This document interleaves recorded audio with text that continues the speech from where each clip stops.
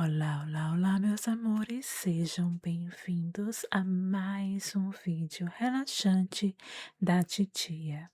No vídeo de hoje, nós iremos embarcar nos ventos do sono que atravessam o tempo e espaço para viajar até 3.000, 2.000 anos antes de Cristo para uma aventura babilônica.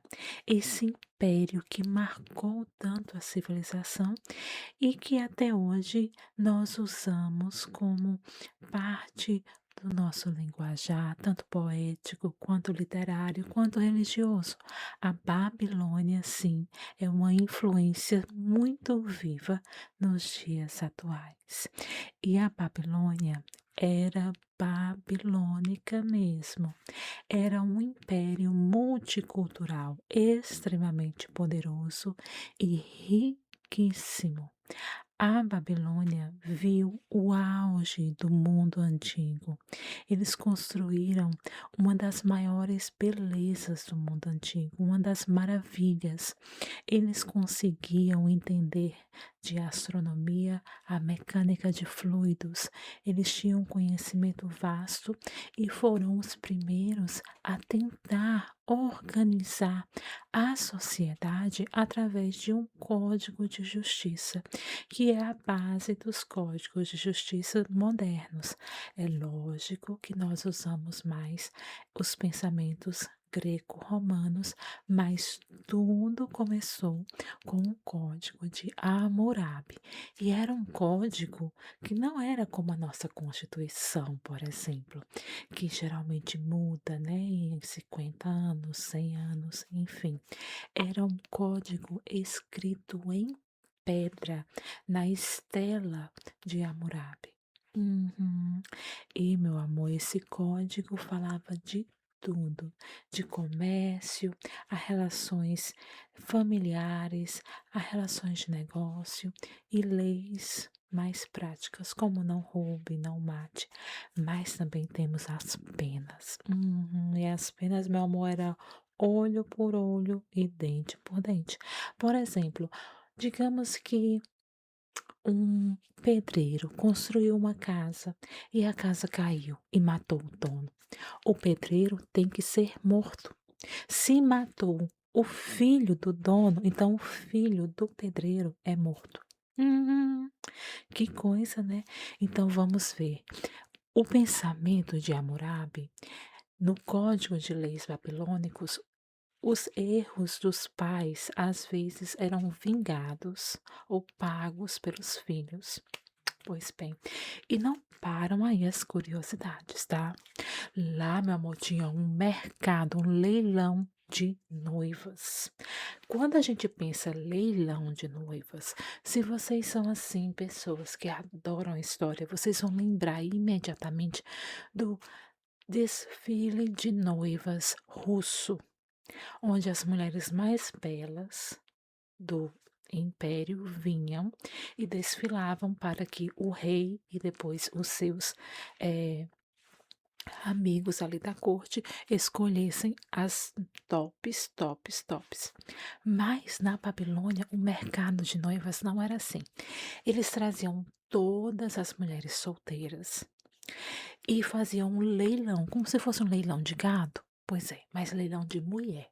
Elas não eram escravas, elas eram mulheres do mesmo nível social que os homens queriam atender aquele leilão. Então, os leilões aconteciam, as mulheres que eram leiloadas pelos maiores preços, digamos assim, eram as mais belas, as de melhores famílias. Então, o dinheiro do leilão não ia para a família dela. O dinheiro do leilão era revertido em dote para as mulheres que não foram leiloadas e que não tinham dinheiro para pagar o dote, porque sim, a mulher tinha que pagar para casar. Olha mesmo para isso. Graças a Deus que hoje em dia quem paga é o boy. Meu amor, e se o boy não pagar, corra, viu? Porque, ó, de homem liso, nem na Babilônia. Mas enfim, meu amor, que teve mais. Sim, outra coisa interessante. Eles viviam em sociedade, assim, num contrato social muito interessante. Tanto que Por exemplo, alguém adoecia. Era uma doença que o médico não sabia. Essa pessoa ia para a praça da cidade. E dizia os seus sintomas. As pessoas que passaram ali e que tiveram sintomas parecidos e ficaram boas, eram obrigadas a parar e explicar o que fizeram para ficar bom. Então, o diagnóstico de novas doenças e o tratamento era descoberto ali na praça pública. E a medicina era levada muito a sério. Tanto que, se um médico fizesse uma cirurgia, um tratamento, digamos assim, numa pessoa das classes A ou B, porque tinham classes dos nobres, a classe dos trabalhadores livres e a classe dos escravos. Se fosse na classe dos nobres ou dos trabalhadores livres e você, médico, errasse e a pessoa morresse, chop, chop, chop, suas mãos eram cortadas. Uhum. E se fosse um escravo, aí você teria que pagar o dinheiro. Pois é, interessante, né? Muitíssimo. Eles viviam à base da cerveja, mas a cerveja deles é como se fosse uma sopa fermentada com muitos grãos. E era bem densa e nutritiva. Era uma maneira de manter ali os grãos. E a cerveja era levada tão a sério, mas tão a sério pelos babilônicos, que se uma dona de uma tavernaria, de uma taverna, de um pub, de um bar, né, moderno assim, vendesse a cerveja por um preço exorbitante, ou cobrasse a mais, ou desse entendeu? Desse um golpe, ela era morta. Você tem uma ideia como a cerveja era vista como algo extremamente sagrado para os babilônicos. Eles até tomavam com canudinho, ou de bambu, ou de ouro para os ricos, né? Ah, meu amor, a Babilônia era interessantíssima, né? E nós aprendemos muito da Babilônia, essa questão do comércio, a questão das leis, a base de 6, a base de 12, 6, 12, 24, 360. Essa base é babilônica de contagem. Pois é. Então, meus amores, se preparem, porque eu tenho certeza que vocês vão adorar essa viagem nos tempos babilônicos, porque o nosso pensamento, o nosso entendimento sobre a Babilônia é muito forjado através do ponto de vista dos semitas, dos hebreus que estavam lá como escravos, escreveram a Bíblia e a Bíblia faz parte da nossa cultura. Então nós vemos a Babilônia sobre a perspectiva de um povo que foi opresso por eles, né? Mas se a gente deixar de lado os preconceitos e tentar entrar nesse vídeo, a minha proposta é como se fosse uma imersão e imergir assim, ser imerso num conceito babilônico, entender o jeito que eles pensavam sem criticar, eu acho que a gente absorve mais. A história fica mais interessante e a gente de fato aprende a olhar o povo com os olhos deles. Pois é. Então se preparem, relaxe, relaxe, relaxe e durmam com os anjos. O despertar da Babilônia. Respire profundamente e deixe que o tempo se dobre novamente. Saímos das areias de Akkad e caminhamos alguns séculos à frente. O ar agora é mais pesado, carregado com o cheiro de incenso real e o calor das fornalhas que cozinham tijolos esmaltados. Você está diante de Hammurabi. Imagine um homem cujo olhar não busca apenas a conquista, mas a ordem. Ele não quer apenas território, ele quer justiça. Imagine o som do escriba a cada toque na pedra. Ele está esculpindo está dando som ao nascer da civilização moderna. Esse escriba está esculpindo o primeiro código de leis que trará ordem a todos. Um código que foi planejado por Hammurabi com a intenção de trazer justiça e proteção para os pobres e para as viúvas, para estabelecer critérios em uma sociedade dividida em 3 níveis: os cidadãos mais poderosos,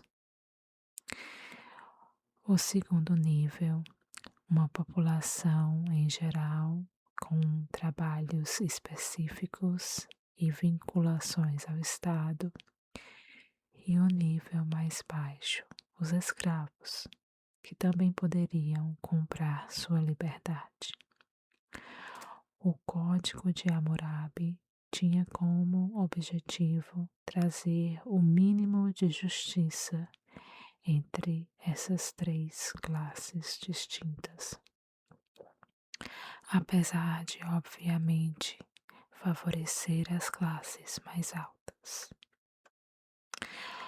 Olho por olho e dente por dente. Esse código foi escrito em uma estela de diorito negro, tão alta quanto um homem. Imagine a superfície da pedra. Ela é fria, lisa, como um vidro escuro. Milhares de caracteres cuneiformes estão gravados aqui, como pequenas pegadas de pássaros nas neves. Hammurabi está sussurrando as leis para você. Se um homem destruir o olho de outro, seu olho será destruído. Não é apenas punição, é a primeira tentativa de dar equilíbrio ao caos. Sinta a segurança de viver em um mundo onde a lei é escrita na pedra e não soprada pelo vento. O tilintar do cinzel é o metrônomo da justiça babilônica, rítmico, constante e eterno. A porta de Ishtar. Imagine que estamos caminhando pela via processional. Sob seus pés, lajes de pedra calcária e brecha. À sua frente, algo que parece um pedaço do oceano, trazido para o meio do deserto. A porta de Ishtar. Tente visualizar aquele azul. Um azul lápis-lazuli, tão vibrante que dói aos olhos sob o sol. Imagine tocando os tijolos. Eles são frios e vítreos. Sinta os relevos dos dragões e dos touros dourados. Cada tijolo foi moldado individualmente, cozido no fogo e pintado para a eternidade. Imagine o cheiro de esmalte fresco e da glória de um rei que queria que sua cidade fosse o espelho do próprio céu. os jardins da mente e a engenharia do Éden. Imagine que o calor do deserto desaparece conforme você se aproxima de uma estrutura que desafia a lógica. À sua frente estão os jardins suspensos, uma das maravilhas do mundo antigo. Dizem que o rei Nabucodonosor os construiu para sua esposa, Amitis, que sentia falta das montanhas verdes de sua terra natal. Não é apenas um jardim, é uma montanha feita pelo homem. Sinta a umidade no ar, aquela névoa fina que toca seu rosto e acalma a pele. Ouça o som da água subindo, borbulhante. Os babilônios criaram parafusos de bronze que elevam o rio Eufrates degrau por degrau, terraço por terraço. A água luta contra a gravidade para nutrir as raízes que pendem como cascatas de seda verde sobre os muros de tijolos azuis. Imagine-se caminhando pelas trilhas de sombra. Aqui, o cheiro de incenso dá lugar ao aroma fresco das frutas cítricas, das flores de lótus vindas do Egito e dos cedros do Líbano. Toque nas folhas largas de uma figueira. Sinta a textura aveludada sob seus dedos. Em cada canto há uma planta trazida de um canto diferente do império. Os babilônios eram mestres da botânica. Eles catalogavam cada semente, cada raiz, cada propriedade medicinal em tábuas de argila. Para eles, o jardim era uma biblioteca viva. Sob os sons das folhas sob seus pés, esse é o som da vida prosperando, onde antes havia só areia, graças à engenharia humana. Feche seus olhos. Imagine o ritmo da água. Ela corre por canais de chumbo ocultos sob a terra. Os babilônios entendiam a matemática dos fluidos e eles sabiam que a água é o sangue da terra. Imagine a terra úmida entre seus dedos, fresca, rica, fértil, enquanto o resto do mundo luta contra a seca. A Babilônia e seus engenheiros criaram o seu próprio microclima. É um lugar de paz absoluta. O som constante do gotejar é o metrônomo que vai levar você para um estado de transe. Cada gota é calculada. Cada canal construído é uma promessa de abundância. Você chega ao terraço mais alto. Daqui você vê a cidade lá embaixo. mas ela parece um sonho distante. O sol está se pondo, tingindo os jardins de dourado profundo e as flores de um roxo místico.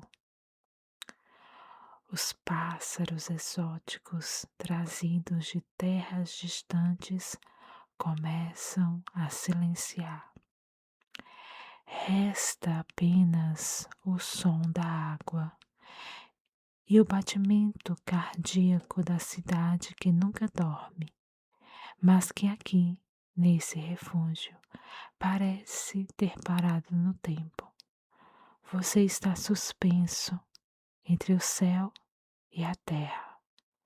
Não há peso, não há preocupação, apenas a engenharia do Éden babilônico abraçando o seu descanso. O eixo do mundo e a glória de Nabucodonosor. Abra os olhos da mente e olhe para cima. No coração da Babilônia existe uma montanha feita por mãos humanas que desafia as nuvens. É o Zigurate Etemenanque. 7 andares, cada um pintado de uma cor diferente, representando os planetas e os segredos do cosmos. Nabucodonosor não queria apenas uma torre, ele queria uma escada. Imagine o som do trabalho, milhares e milhares de operários subindo as rampas, carregando cestos de betume e tijolos cozidos. Sinta o cheiro de asfalto quente sendo usado como argamassa. Um cheiro mineral forte que fala de uma construção feita para durar 10.000 anos. A torre não é um insulto aos deuses, é um convite para que eles desçam novamente à terra. No topo da torre, no 7º andar, existe um santuário de um azul tão intenso que parece fundir-se com o céu. Lá dentro não há estátuas de pedra bruta, tudo é ouro. Imagine o som de uma cortina de fios de ouro sendo aberta. O mobiliário é de ouro sólido. A mesa, o trono, o leito do deus Marduk. Nabucodonosor acreditava que a beleza era a única linguagem que os deuses entendiam. Sinta o peso dessa riqueza. É uma opulência que cansa os olhos, mas que acalma a alma com a certeza do poder. A Babilônia era obcecada pelo ouro e sua cor favorita era o azul que vinha direto das montanhas do Afeganistão. Para os babilônios, eles não tinham apenas uma cidade, eles moravam no cofre do mundo.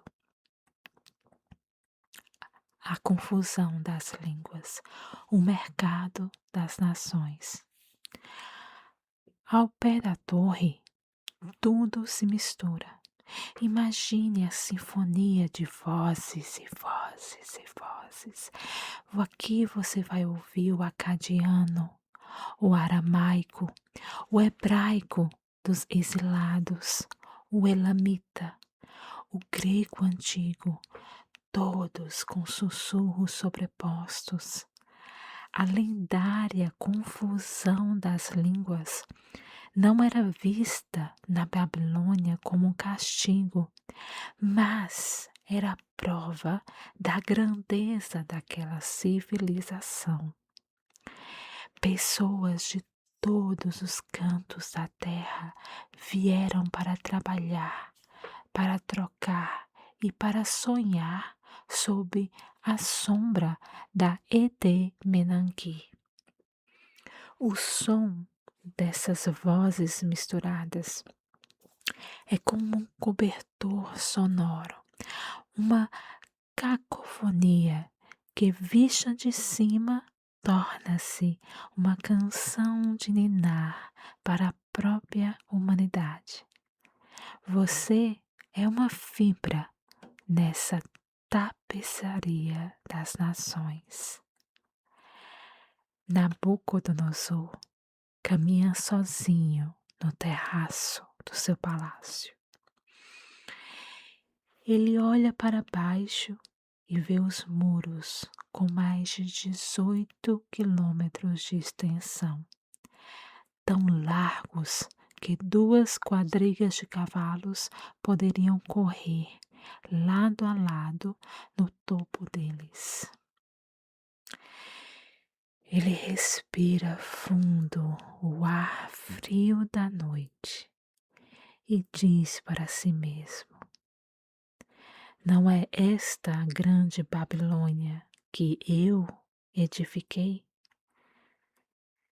Sinta a solidão do poder absoluto. Coloque-se no lugar de Nabucodonosor, o rei da era áurea da Babilônia. Você é o rei do mundo. O vento aqui em cima é frio e traz o som do Eufrates batendo nas fundações da ponte real. A glória é magnífica, mas é pesada.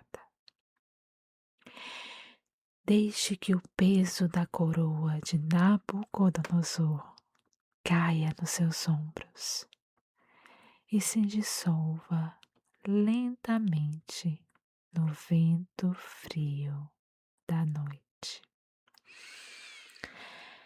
A ciência dos astros e o crepúsculo de ouro. Respire fundo, respire profundamente. Deixe que os pesos das construções se dissipem. Estamos agora no silêncio da Biblioteca Real. Aqui, os babilônios não olham para o chão, mas para o infinito, para as estrelas. Eles foram os primeiros a perceber que o universo tem um ritmo. Ouça o sussurro da matemática. 60, 12, 360. Sinta como eles dividiram o tempo para nós. O círculo da sua vida. Os minutos da sua hora. Tudo nasceu aqui. Sob as luzes de óleo de gergelim nessas câmaras. Eles criaram o zodíaco, transformaram as estrelas em um mapa para a alma humana. Cada movimento de Júpiter ou Vênus era uma nota de uma sinfonia que eles passavam séculos tentando decifrar. Visualize o astrônomo babilônico. Ele segura em suas mãos uma tábua de argila que contém 1000 anos de eclipses registrados. Não há telescópios, apenas paciência e cálculo preciso. Eles sabiam que o cosmos era uma máquina perfeita. Ao ouvir o som de um sino distante, imagine que é o sinal que um novo ciclo começou. Eles previam o futuro não com magia, mas com lógica. Eles deram nomes aos dias da semana, conectando cada um a um Deus errante no céu. Você está conectado à Babilônia toda vez que olha para o calendário ou para o relógio do seu pulso. A queda silenciosa. Ciro, o Grande. Mas até o tempo dos deuses tem um fim. O ano é 539, antes do nascimento de Cristo. O exército persa de Ciro, o Grande, está às portas. Mas não há sons de trombetas ou gritos de guerra. Ouça o som da água. Ciro é astuto. Ele desvia as águas do Eufrates. O rio, que era a proteção da Babilônia, tornou-se a sua estrada de invasão. Os persas entram na cidade caminhando pelo leito seco do rio, sob o silêncio dos sentinelas que confiavam demais nas suas muralhas. A Babilônia não caiu em chamas. Ela caiu como uma fruta madura demais, entregando-se ao próximo império sob a luz prateada da lua. A Babilônia agora é um deserto de tijolos azuis quebrados. Mas ela nunca morreu. Ela vive na geometria, na justiça e na curiosidade pelas estrelas. Sinta o vento do deserto soprando através dos séculos, trazendo o cheiro do incenso e da poeira. O portal azul de estar está fechado para o mundo, mas aberto para você e seu sonho. Você caminhou pelos jardins suspensos, leu as leis de Hammurabi e tocou no topo do mundo, na Torre de Babel. Agora, deixe que o céu babilônico te cubra. As estrelas que eles observavam são as mesmas que brilham sobre você hoje. Elas guardam o seu sono, rítmicas, constantes, eternas. Agora vamos falar sobre a mitologia babilônica, o Enuma Elish, o caos e o trono de Marduk. Antes de haver terra, antes de haver céu, havia apenas o oceano. Respire e sinta a umidade primordial. Imagine o encontro de duas águas, o Apsu, o oceano de água doce, e Tiamat, o oceano de água salgada, a mãe dragão do caos. Imagine o som das águas, no silêncio do início dos tempos. O caos era uma dança lenta de correntes submarinas. Mas do encontro dessas duas águas nasceram os deuses, e com eles o barulho, a vida e a rebelião. Tiamat, a mãe de todos, tornou-se um monstro de fúria, criando um exército de serpentes e dragões para destruir os seus próprios filhos. Sinta o tremor nas profundezas. O caos está rugindo. Para enfrentar o dragão do caos, os deuses precisavam de um campeão. E ele surgiu, Marduk. Visualize-o. Ele cavalga a tempestade. Em suas mãos, ele segura os quatro ventos. Ouça o som das rédeas de trovão. Marduk enfrenta Tiamat em uma batalha que sacode os fundamentos da existência. Ele lança um vento maléfico na boca do dragão, impedindo-a de fechar as suas mandíbulas. E com uma flecha de luz, ele divide o corpo da grande mãe ao meio.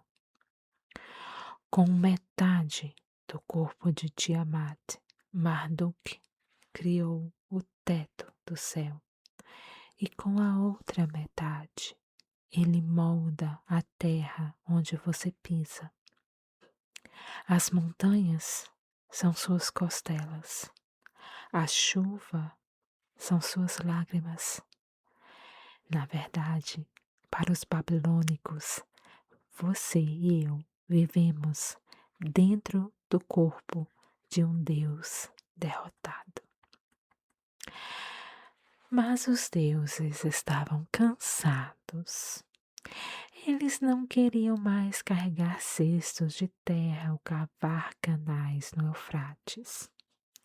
Então, Marduk teve uma ideia genial. Imagine as mãos de um deus moldando o barro. Ele mistura a argila da terra com o sangue de um deus rebelde, Kingu. Ele molda e molda e molda e molda. Assim nasce o homem, o Lulu.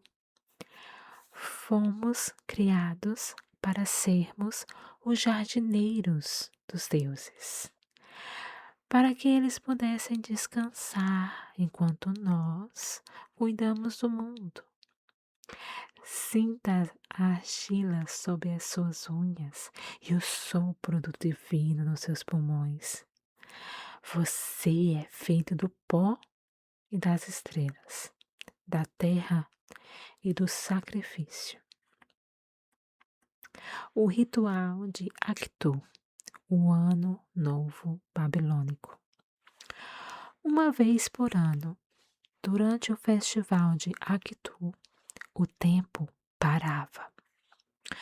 O rei da Babilônia ia até o templo de Marduk, o Esagila. Lá, ele era despojado de sua coroa, de seu cetro e de seu anel. Ele era humilhado diante do Deus para lembrar que nenhum homem é maior que o destino. Imagine o silêncio absoluto do templo. O cheiro de gordura de carneiro queimando. O brilho do ouro de Marduk. Quando o rei recuperava suas insígnias, a ordem era restaurada. O caos de Tiamat era vencido por mais um ano. Imagine um sino. Tim, tim, tim, tim. A ordem triunfou. O universo está em equilíbrio. Você pode fechar os olhos agora, sabendo que os deuses da Babilônia estão vigiando os muros da sua mente. Que tal uma meditação guiada? O crepúsculo da cidade de ouro. Respire, respire, respire profundamente. Sinta o balanço suave sob seus pés. Você está em uma barcaça de madeira de cedro, cruzando o Eufrates ao entardecer. A água é de um tom âmbar sob o sol poente. Olhe para frente. A Babilônia não aparece aos poucos, ela surge como um colosso. As muralhas duplas são tão altas que parecem sustentar o céu. Você desembarca no cais de pedra. O cheiro de betume fresco e água doce te envolve. Você está no centro do mundo conhecido. Caminhe agora pela via processional. Suas sandálias de couro macio tocam o calcário branco e a brecha vermelha. De cada lado, os leões de azulejo azul da porta de estar parecem rugir em silêncio. Você chega ao Esagila, o templo de Marduk. Sinta a mudança de temperatura. Dentro dos muros do templo, o ar é frio e o cheiro é de séculos e séculos de incenso e óleos sagrados sendo queimados. Sacerdotes passam por você com mantos de linho branco, mas tão branco que parecem emitir luz própria. As cabeças deles estão perfeitamente raspadas e a pele morena brilha com o óleo de sândalo. Você sente um respeito profundo, um silêncio que vibra nos seus ossos. Imagine agora o palácio de Nabucodonosor. As portas se abrem para você. Aqui, o azul da cidade dá lugar ao brilho do ouro e do bronze. O chão é um mosaico de pedras raras que formam padrões geométricos infinitos. Olhe para as pessoas ao seu redor. A moda babilônica é uma celebração da complexidade. Os homens usam túnicas longas com franjas pesadas e suas barbas são moldadas como obras de arte, longas, quadradas, com cada cacho perfeitamente esculpido e preso com fios de ouro. As mulheres usam mantos de seda translúcida sob vestidos de lã fina, e seus cabelos são adornados com redes de contas de cornalina e lápis-lazuli que descem pelas costas. O banquete dos deuses. Você é conduzido ao salão de banquetes. Sente-se sobre uma montanha de almofadas bordadas. O som de uma harpa de 10 cordas preenche o espaço. Uma melodia que parece flutuar como a fumaça da tocha. À sua frente, uma mesa de madeira de ébano que transborda. Primeiro trazem as frutas. Romãs vermelhas como os rubis, figos abertos revelando seu interior rosado e doce, uvas perfeitas trazidas das montanhas do norte. Depois, o prato principal: carneiro marinado em alho e menta, assado em fornos de barro até que a carne derreta ao toque. Há pequenos pratos com hummus de gergelim e gafanhotos fritos em mel. Uma iguaria crocante e doce. Beba agora da taça de prata. O vinho é de uma safra rara, misturado com um toque de mirra para torná-lo resinoso e profundo. Sinta o líquido descer, aquecendo seu peito, enquanto você observa o brilho das joias dos convidados. Ouro, muito ouro, anéis em cada dedo, braceletes em espiral que sobem pelos braços como serpentes de luz. O banquete vai silenciando. O perfume de nardo e açafrão pairam no ar como um cobertor. Você se recosta, sentindo o estômago satisfeito e a mente leve. Da janela do palácio, você vê ao longe a Torre de Babel, que toca as estrelas. Tudo na Babilônia é feito para durar para sempre, inclusive este momento de paz que você está sentindo. A segurança das leis de Hammurabi, a beleza dos jardins e a força de Marduk protegem o seu sono. Feche os olhos, feche os olhos devagar e deixe o sabor do mel e do vinho de mirra desaparecer. Você é um convidado de honra no banquete da eternidade. Descanse agora, sob a proteção dos muros inquebráveis.